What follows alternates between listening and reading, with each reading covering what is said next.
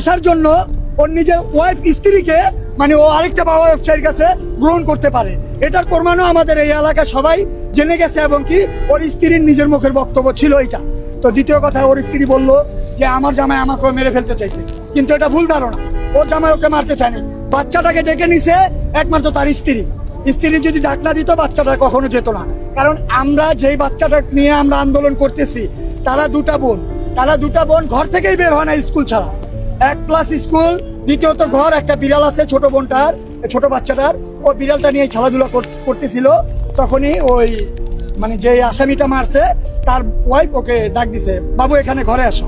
তো ঘরে যাওয়ার সাথে সাথেই ওই যে টান দিয়ে ঘরে ঢুকেছে না, ওই জুতা একটা আল্লাহর কি মেহেরবান বাইরে পড়ে গেছে, মানে আমরা পাবো বলে খুঁজে তার জন্য। হ্যাঁ, পিচাসটা যে মার্ডার করছে ওরে দেখলাম এই বাসা থেকে গ্যারেজে দৌড়াদৌড়ি করতেছে বারবার। কেন দৌড়াদৌড়ি করতেছে? ওর গ্যারেজ ও দৌড়াইতেই পারে, স্বাভাবিক। তারপর আমরা আসলাম, যেহেতু ওর সাথে কথাবার্তা বলি আমরা। আয়সা বললাম কি হয়েছে ভাই দৌড়াদৌড়ি? তো আয়সা দেখলাম সে এতটুকু একটা ছুরি গ্যান্ডিং মেশিন দিয়ে গ্যারেজের ভিতরে ঘষতেছে, মানে একদম চকচকে সাদা করে ফেলছে ছুরিটাকে, মানে এরকম পরিমাণে ধার দিছে মানে ওটা কার আঙ্গুলে লাগলো পড়ে যায়।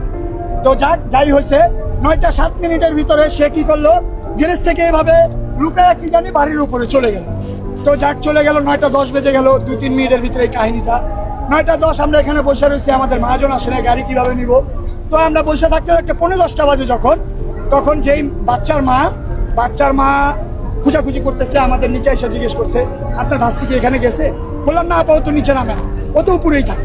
যেই জায়গায় মার্ডার করা হয়েছে বাচ্চাটাকে পাশের ফ্লাইটে, ওই ফ্লাইটে বাচ্চাটাকে যখন না হয়েছে তখন একটা জুতা ভুলবশত আমাদের রিজিক, ওই বাচ্চাটার লাশ ছিল বিদায়, আমরা তার মা বাবা ছিলাম বিদায়, মানে হক হালালি, তার জন্য আমরা ওই জুতাটা মানে আল্লাহর উসিলায় বাইরে পড়ে গেছে।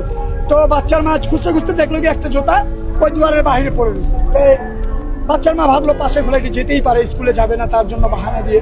তো ভাইয়া ও ফ্লাইটটার ভিতরে টোকাটুকি করছে, বাচ্চার মা প্রায় 20 মিনিট টোকাটুকি করার পরে কোনো সারা নাই, শব্দ নাই, ভিতর থেকে লাগানো। তো বাচ্চার মা আমাদের নিচে এসে 3-4 জনকে ডাক দিল পরে আমরা সাপাল নিয়ে, মনির মিয়ার আরেকটা এই যে ম্যানেজার রাখছে ওইটাকে নিয়ে আমরা সাপাল নিয়ে উপরে গেলাম।